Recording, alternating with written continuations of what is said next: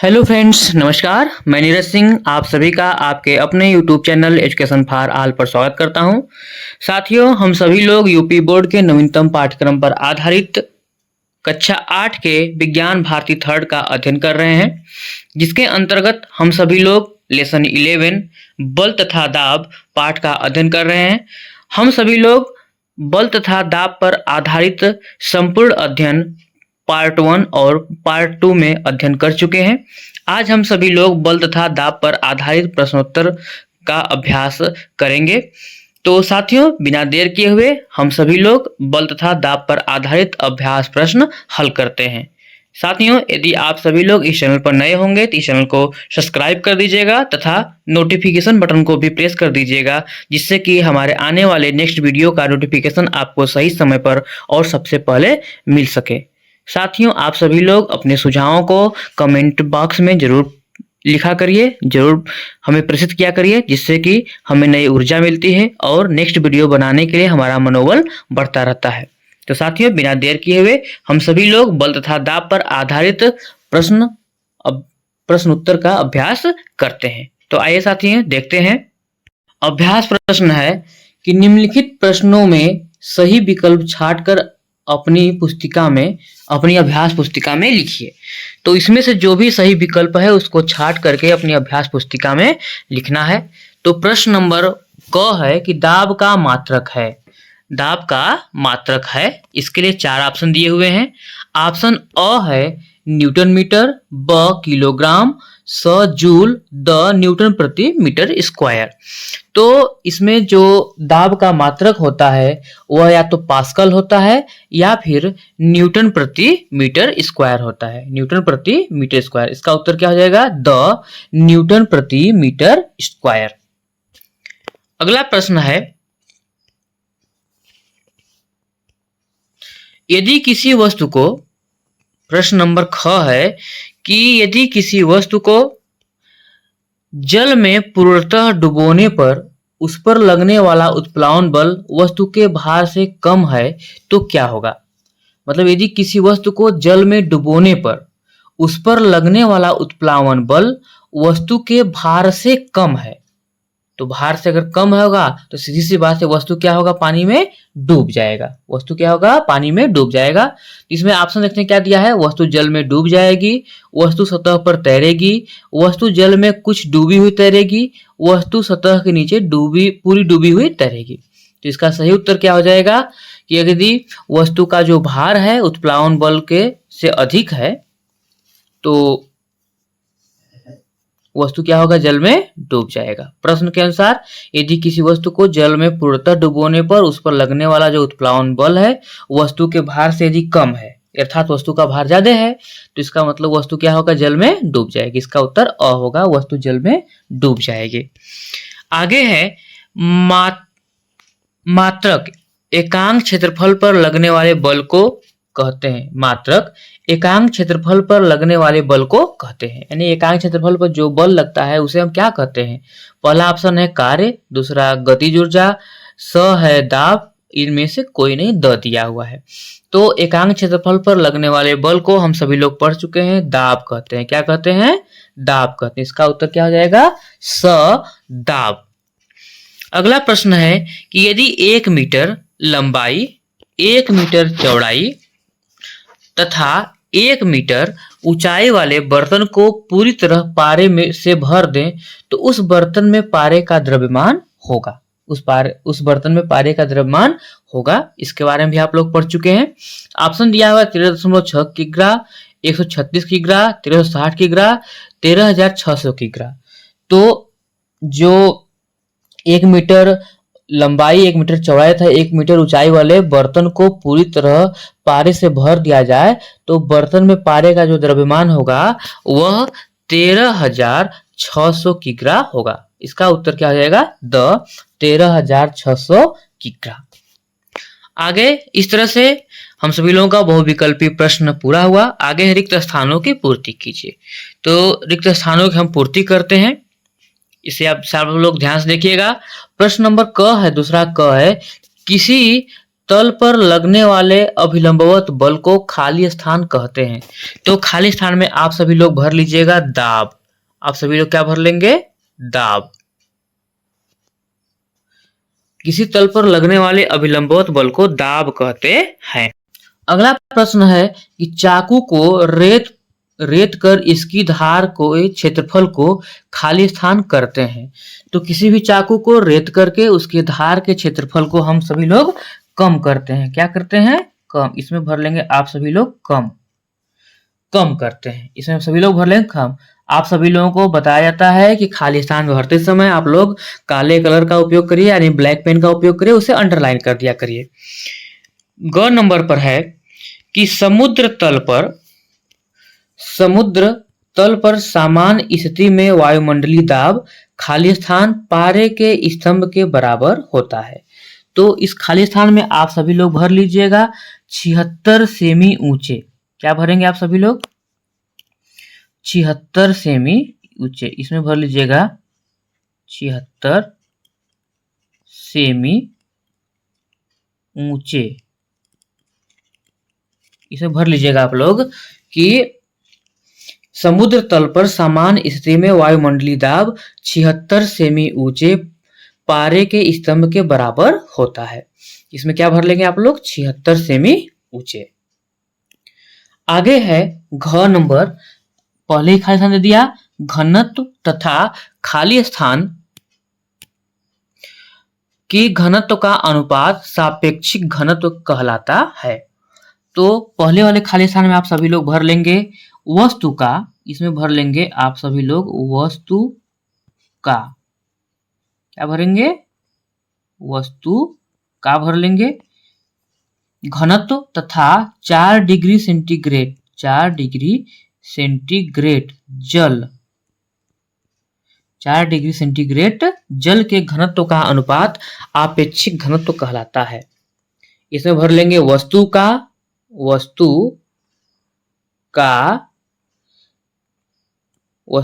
घनत्व तथा 4 degree centigrade जल के घनत्व का अनुपात आपेक्षिक घनत्व कहलाता है। यहाँ वस्तु का हो जाएगा, इसमें 4 डिग्री सेंटीग्रेड जल हो जाएगा।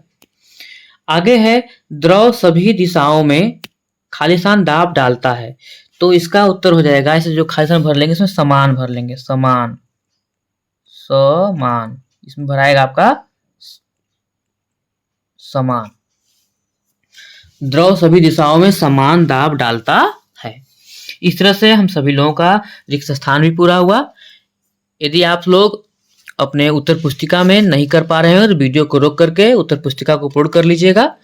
आगे देखते हैं हमारा जो सही गलत है कि निम्नलिखित कथनों में सही कथन के सम्मुख सही और गलत कथन के सामने गलत का चिन्ह लगाइए। तो देखते हैं क्या है कि पहला दिया हुआ है क, तीसरा क, बल में परिमाण होता है किंतु दिशा नहीं होती है। ये क्या है? गलत है, क्योंकि आप सभी लोगों को बताया गया था कि बल में परिमाण और दिशा दोनों होती है। बल में परिमाण और दिशा दोनों होती है, आप सभी लोगों को बता दिया गया था, क्रियाकलाप के माध्यम से भी बताया गया था। तो प्रश्न दिया हुआ है कि बल में परिमाण होता है किंतु दिशा नहीं होती है, तो ये क्या है? गलत है। अगला प्रश्न है कि पृथ्वी के चारों ओर वायु का आवरण वायुमंडल कहलाता है। तो हमारी जो पृथ्वी है इसके चारों ओर का वायु का जो आवरण होता है वायुमंडल कहलाता है। यह सही है। ये क्या है आपका? सही है। आगे दिया है कि किसी नियत स्थान पर वायुदाब अलग अलग समय पर परिवर्तित हो सकता है। ये भी बताया गया था आप लोगों को कि कोई भी स्थान है, अगर सुबह के समय उसका वायुदाब कुछ का पाठ्यांक कुछ और आता है तो शाम के समय या फिर दोपहर के समय वहां पर वायुदाब के पाठ्यांक में परिवर्तन हो सकता है। तो इस अनुसार यह भी क्या है? सही है। ग वाला भी सही है। घ है कि द्रव बर्तन की दीवारों पर क्षैतिज दिशा में दाब नहीं डालता है। यह क्या है आप सभी का? गलत है, क्योंकि यह भी क्रियाकलाप के माध्यम से बताया गया था कि जो द्रव होता है वह बर्तन की दीवारों पर क्षैतिज दिशा में भी दाब डालता है। इस तरह से यह गलत हुआ। अंगत नंबर पर यानी कि 5वें नंबर पर है तीसरा का 5वां प्रश्न जो है कि किसी वस्तु को द्रव में डुबोने पर उसका भार बढ़ जाता है। नहीं, गलत है। अगर किसी वस्तु को अगर द्रव में आप डुबो देते हैं तो उसका भार कम हो जाता है, वो हल्का लगता है। ठीक, इस तरह से यह भी गलत है। इस तरह से क, बल में परिमाण होता है किंतु दिशा नहीं होती है, गलत। पृथ्वी के चारों ओर वायु का अणु वायुमंडल कहलाता है, यह सही है। किसी नियत स्थान पर वायुदाब अलग अलग समय पर परिवर्तित हो सकता है, यह भी सही है। द्रव बर्तन की दीवारों पर क्षैतिज दिशा में दाब नहीं डालता है, यह गलत है। किसी वस्तु को द्रव में डुबोने पर उसका भार बढ़ जाता है, यह गलत है। आगे देखते हैं। इस तरह से सही गलत खत्म हुआ। आगे निम्नलिखित प्रश्नों का उत्तर एक शब्द में लिखिए। सिर्फ एक शब्द में उत्तर लिखना है। तो हम प्रश्न हमारा जो है कि क नंबर है, पृथ्वी द्वारा सभी वस्तुओं पर लगाया गया आकर्षण बल। तो आप उत्तर डाल के लिख लीजिएगा, आप इसके नीचे उत्तर डाल के लिख लीजिएगा। पृथ्वी द्वारा सभी वस्तुओं पर लगाया गया आकर्षण बल क्या कहलाता है? गुरुत्वाकर्षण बल कहलाता है। क्या कहलाता है?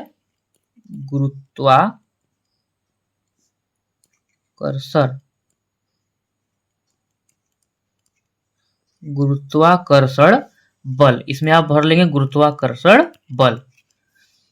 क का जो उत्तर हो जाएगा गुरुत्वाकर्षण बल। ख नंबर है कि इकाई क्षेत्र पर कार्य करने वाला अभिलंबवत बल क्या कहलाता है?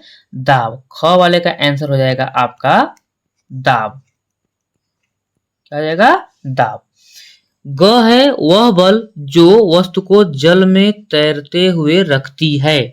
वह बल जो वस्तु को जल में तैरते हुए रखती है, तो यह कहलाती है उत्प्लावन बल। इसका आंसर हो जाएगा उत्प्लावन बल। उत्प्लावन बल। उत्प्लावन बल। ये आधा प है, ये त है। उत्प्लावन बल। वह बल जो वस्तु को जल में तैरते हुए रखती है, वह बल क्या कहलाती है? उत्प्लावन बल। घ नंबर है दाब का एसआई मात्रक है। इसका जो आंसर हो जाएगा अर्थात ये जो उत्तर हो जाएगा इसका हो जाएगा न्यूटन प्रति मीटर स्क्वायर। न्यूटन प्रति मीटर स्क्वायर। न्यूटन प्रति मीटर स्क्वायर। न्यूटन प्रति मीटर स्क्वायर। दाब का एसआई मात्रक क्या होता है? न्यूटन प्रति मीटर स्क्वायर। यदि आप लोग अपने उत्तर को सही तरीके से नहीं लिख पा रहे होंगे तो आप वीडियो को रोक करके सही तरीके से अपने अभ्यास पुस्तिका में उत्तरों को लिख लीजिएगा। आगे क्वेश्चन नंबर 5 है, निम्नलिखित प्रश्नों के उत्तर अपनी अभ्यास पुस्तिका में लिखिए। तो इसे देखते हैं हम सभी लोग। क्वेश्चन नंबर 5 क्या है? निम्नलिखित प्रश्नों के उत्तर अपनी अभ्यास पुस्तिका में लिखिए। तो क्वेश्चन नंबर 5 का प्रश्न नंबर क है कि जल पंप में कितने वाल्व होते हैं? प्रत्येक वाल्व का कार्य स्पष्ट कीजिए। प्रत्येक का कार्य स्पष्ट कीजिए। तो इसका उत्तर है कि उत्तर लिख करके आप लिखेंगे कि जल पंप में 2 वाल्व होते हैं। जल पंप में कितने वाल्व होते हैं? 2 वाल्व होते हैं। एक वाल्व पिस्टन में तथा एक वाल्व पंप की नली में होता है। एक वाल्व पिस्टन में और एक वाल्व पंप की नली में होता है। ये वाल्व जल को पंप की नली से बाहर निकलने में सहायता करते हैं। ये वाल्व जो होते हैं जल को पंप की नली से बाहर निकलने में सहायता करते हैं। यहाँ पर निकलने की जगह पर निकालने कर लीजिएगा। निकलने की जगह पर निकालने। जल पंप में कितने वाल्व होते हैं? जल पंप में 2 वाल्व होते हैं। एक वाल्व पिस्टन में तथा एक वाल्व पंप की नली में होता है। और ये वाल्व जो होते हैं जल को पंप की नली से बाहर निकालने, यहाँ पर निकालने कर लीजिएगा, निकालने में सहायता करते हैं। आगे है प्रश्न नंबर 5वां का ख कि निर्द्रव दाब मापी का सचित्र वर्णन कीजिए। निर्द्रव दाब मापी का सचित्र वर्णन कीजिए। देखते हैं।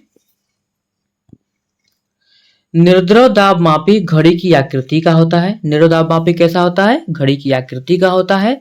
इसमें द्रव का प्रयोग नहीं किया जाता है, अतः इसे सरलता पूर्वक एक स्थान से दूसरे स्थान पर ले जाया जा सकता है। इसमें एक गोलाकार धातु का डिब्बा होता है जिसके ऊपरी सतह अर्थात ढक्कन पर पतली होती है, लहरदार एवं वायुमंडलीय दाब के परिवर्तन के प्रति सूक्ष्मग्राही होती है। डिब्बे के अंदर की हवा निकाल दी जाती है। वायुमंडलीय दाब बढ़ने पर ऊपरी सतह अंदर दब जाती है और दाब कम होने पर सतह ऊपर उठ जाती है। सतह की इस गति के कारण अंदर लगी कमानी दब जाती है या फिर ऊपर उठ जाती है या ऊपर उठ जाती है। इसमें लगे लीवर से एक संकेतक जुड़ा होता है जो पैमाने पर दाब का पाठ्यांक देता है। निर्द्रव दाब मापी का चित्र भी है, आपके बुक में भी दिया हुआ है, आप इसे बुक में देख करके बना सकते हैं। आप सभी लोग वीडियो को रोक करके अपने अभ्यास प्रश्न के उत्तरों को पूरा कर लीजिएगा। आगे देखते हैं प्रश्न नंबर 5वां का ग जो है, 5वां का ग प्रश्न है कि साइकिल पंप की कार्यविधि का सचित्र वर्णन कीजिए। साइकिल पंप की कार्यविधि का सचित्र वर्णन कीजिए। तो पहले हम साइकिल पंप के बारे में जानते हैं कि साइकिल पंप होता क्या है। तो साइकिल पंप हेडिंग डाल देंगे और लिखेंगे कि इसमें धातु का खोखला बेलन होता है। इसके निचले सिरे पर साइकिल में हवा भरने के लिए रबर ट्यूब तथा हवा भरते समय पंप को जमीन पर स्थित रखने हेतु धातु की एक पटरी लगी होती है। इस पटरी को पैर से दबाकर पंप को सीधा खड़ा रखते हैं। पिस्टन के ऊपरी सिरे पर हत्था लगा रहता है। हत्थे से लगी हुई एक छड़ के निचले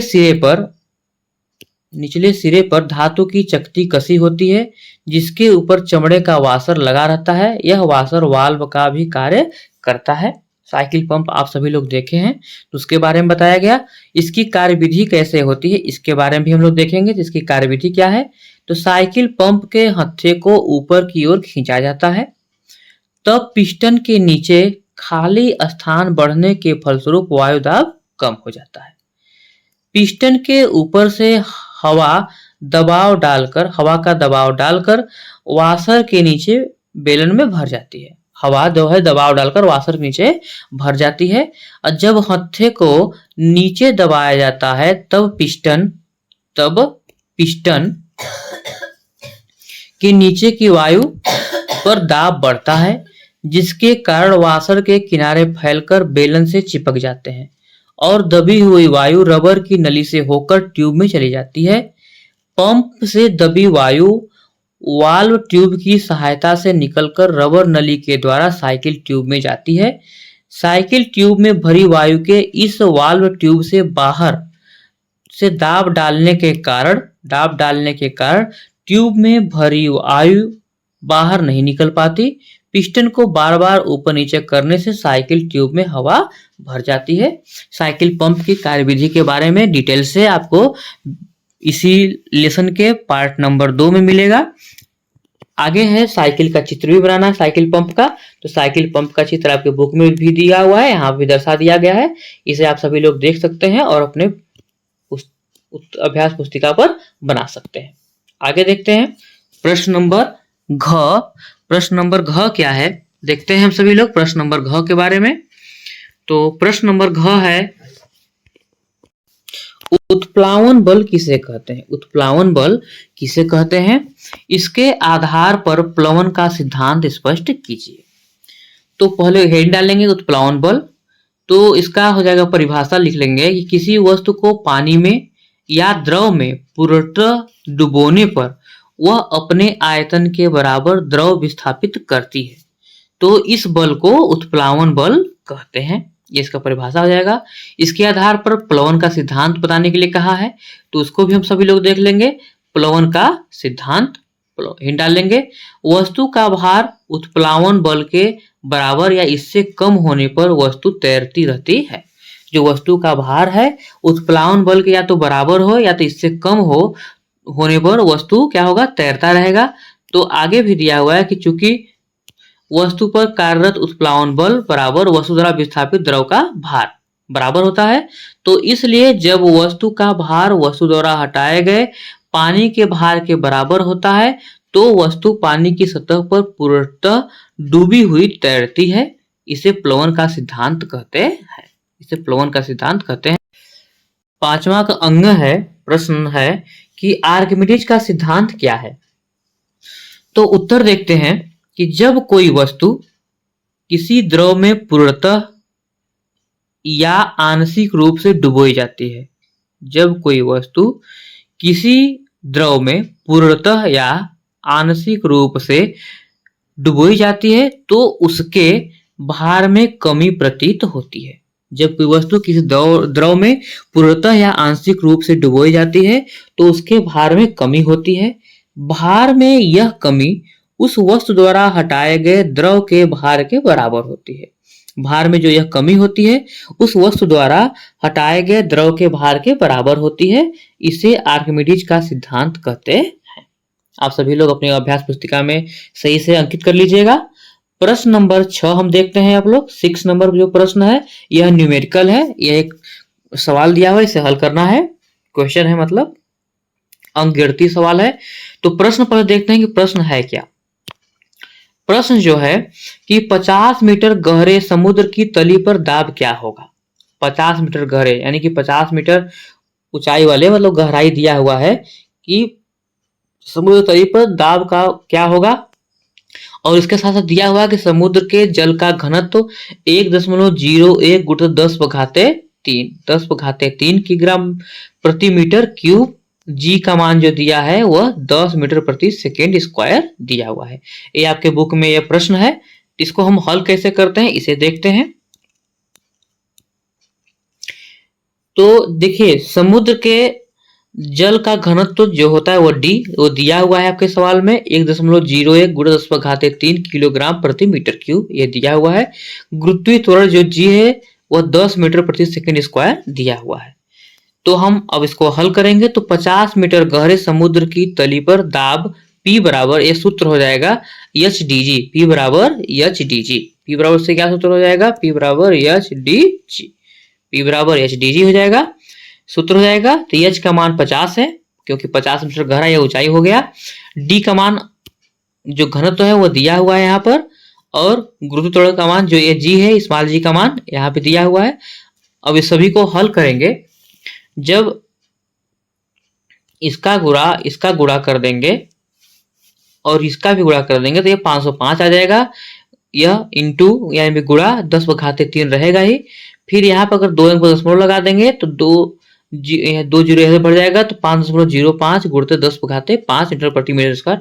आपका आंसर यहाँ भी सही है और आपका आंसर नीचे वाला भी सही है। यहाँ पे रोक देंगे तो भी आपका आंसर सही कहलाएगा, यहाँ पर रोक देंगे तो भी सही है।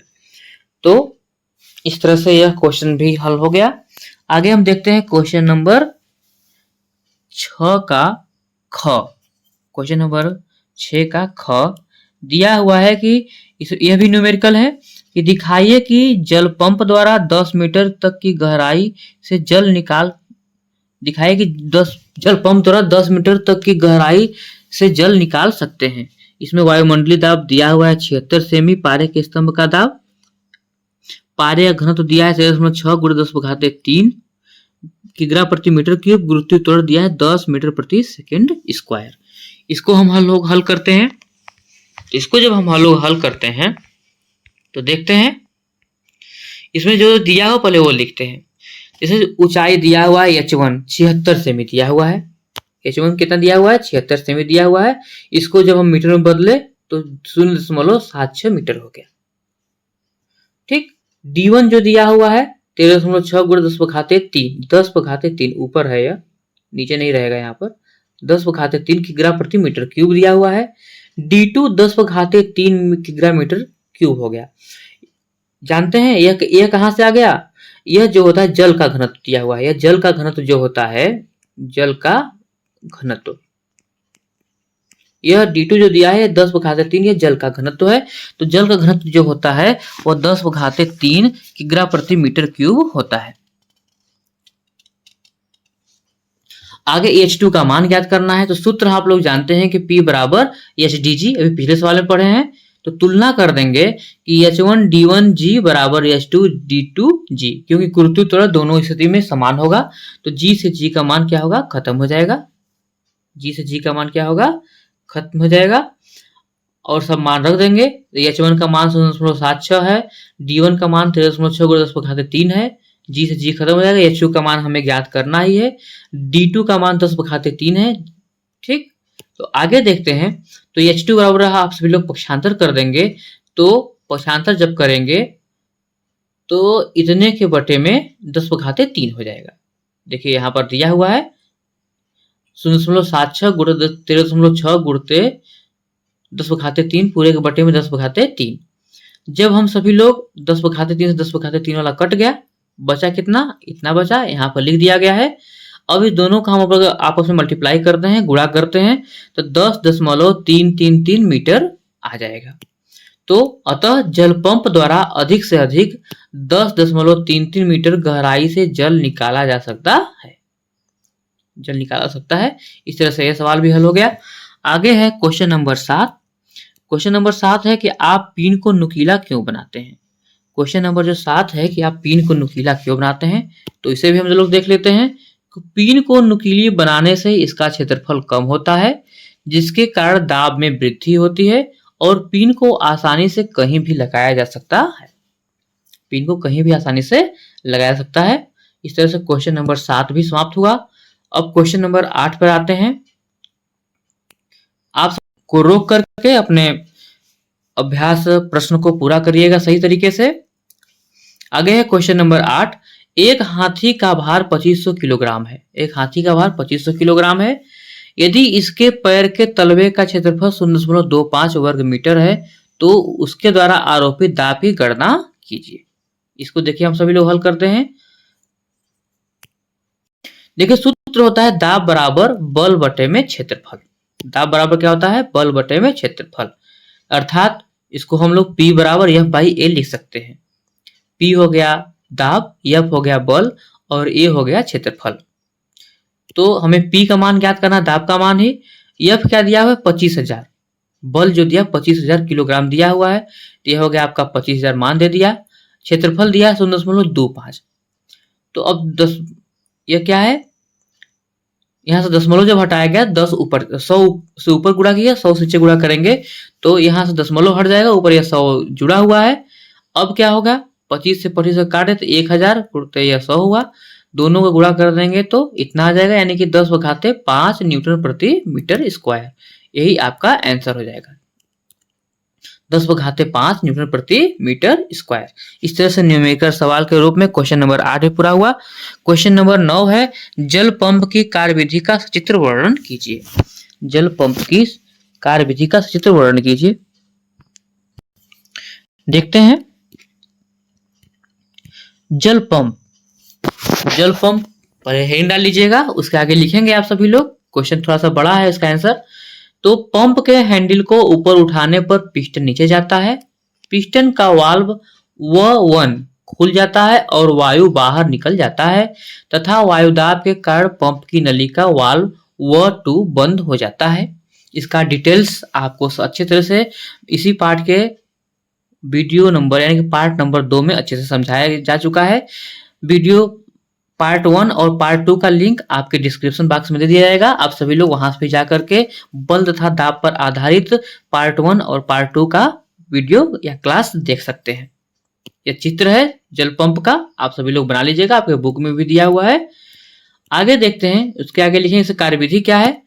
तो पंप के हैंडल को नीचे करने पर पिस्टन ऊपर उठता है, पिस्टन के नीचे वायुदाब कम होने के कारण वाल्व जो है V1 यानी कि W1 बंद हो जाता है और वाल्व W2 खुल जाता है। फलस्वरूप जल बेलन के अंदर चढ़ जाता है। पुनः हैंडल को ऊपर ले जाने पर सिस्टम नीचे की ओर जाता है। जल का दाब बढ़ने के कारण वाल्व V1 यानी W1 खुल जाता है और वाल्व W2 बंद रहता है और पंप में जल पिस्टन के ऊपर भर जाता है। हैंडल को नीचे ले जाने पर पिस्टन ऊपर उठता है। जल दाब के कारण वाल्व W1 बंद हो जाता है। फलस्वरूप जल टोटी से बाहर निकलने लगता है।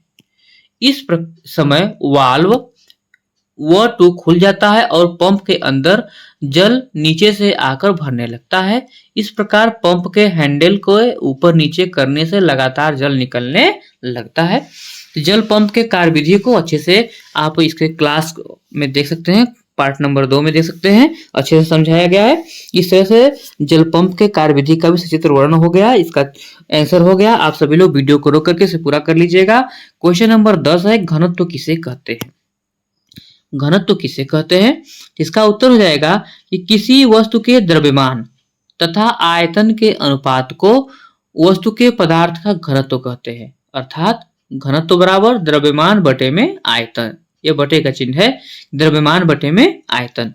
तो घनत्व को देखिए हम लोग डी से दर्शाते हैं, द्रव्यमान को यम से दर्शाते हैं और आयतन को भी से दर्शाते हैं। तो डी बराबर यम बटे भी हो सकता है। घनत्व बराबर द्रव्यमान बटे में आयतन, तो घनत्व हो गया डी, द्रव्यमान हो गया यम, आयतन हो गया भी। तो सूत्र क्या बन गया आपका? डी बराबर यम बटे में भी।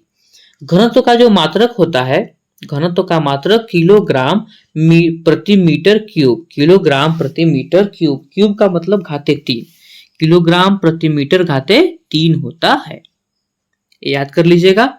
आगे देखते हैं हम सभी लोग। प्रश्न संख्या 11 है कि निम्नलिखित प्रश्नों के 4 पद हैं, 4 पद दिए हुए हैं। बाईं ओर के पदों के अनुसार दाईं ओर के रिक्त स्थानों की पूर्ति कीजिए। बाईं ओर के पदों के अनुसार हमें दाएं ओर के रिक्त स्थान की पूर्ति करनी है। इसे हम सभी लोग देखते हैं आगे। जैसे क नंबर पर दिया हुआ है, बाएं तरफ दिया हुआ है बल, बल का मात्रक देखिए न्यूटन होता है। दूसरी तरफ दिया है दाएं तरफ वायु दाब, यहाँ पर खाली स्थान दिया हुआ है, तो यहाँ आप सभी लोग भर लेंगे न्यूटन प्रति मीटर स्क्वायर, भर लेंगे तो आप सभी लोग न्यूटन प्रति मीटर स्क्वायर। मात्रक के रूप में दिया हुआ है, बल का मात्रक न्यूटन, तो वायु दाब का मात्रक न्यूटन प्रति मीटर स्क्वायर। ख नंबर पर दिया हुआ है दाब, दाब का मात्रक होता है पास्कल, दाब का मात्रक क्या होता है? पास्कल। बल यहाँ खाली स्थान दिया, तो आप सभी लोग न्यूटन भर लेंगे, यहाँ सभी लोग क्या भर लेंगे? न्यूटन। पहले वाले में न्यूटन प्रति मीटर स्क्वायर भरेंगे, दूसरे वाले में न्यूटन भरेंगे। आगे दिया हुआ क्षेत्रफल, क्षेत्रफल का मात्रक वर्ग मीटर, आयतन, आयतन का मात्रक होता है घन मीटर, क्या भरेंगे आप सभी लोग? घन मीटर। इसको भर लेंगे आप सभी लोग घन मीटर। घ नंबर पर दिया हुआ है कि यदि W1 तथा W2 क्रमशः वस्तु के भार तथा उत्प्लावन बल हो तो W2 वस्तु तैरेगी। अर्थात मतलब कि जब वस्तु का जो भार होगा वह उत्प्लावन बल से यदि कम होगा तो वस्तु क्या होगी? तैरेगी। लेकिन जब वस्तु का भार जो है उत्प्लावन बल से अधिक हो जाएगा तो वस्तु क्या हो जाएगी? डूब जाएगी। लिख देंगे, उसमें भर लेंगे, खाली स्थान में आप लोग भर लेंगे वस्तु डूबेगी। वस्तु क्या होगी? डूबेगी, खाली स्थान भर लेंगे। आगे दिया गया है कि संपर्क तल का क्षेत्रफल यदि कम हो तो दाब अधिक लगेगा, और संपर्क तल का क्षेत्रफल अगर ज्यादा होगा तो दाब में क्या होगी? कमी होगी। तो दाब में क्या होगी? कमी होगी। तो यहाँ आप सभी लोग भर लेंगे इस खाली स्थान में संपर्क का तल का क्षेत्रफल ज्यादा, ज्यादा या अधिक, संपर्क तल का क्षेत्रफल ज्यादा अधिक भर लेंगे। इस तरह से बल तथा दाब पाठ पर आधारित सभी अभ्यास प्रश्न पर आधारित सभी प्रश्न समाप्त हुए। आप सभी लोग अपने क्लास में वीडियो को रोक करके अपने अभ्यास पुस्तिका पर प्रश्नों के उत्तर को सही तरीके से लिख लीजिएगा। वीडियो देखने के लिए आप सभी लोगों का बहुत बहुत धन्यवाद। मिलते हैं हम सभी लोग अब नए पाठ के साथ नए नेक्स्ट वीडियो में। तब तक आप सभी लोग स्वस्थ रहिए, मस्त रहिए और सीखते रहिए।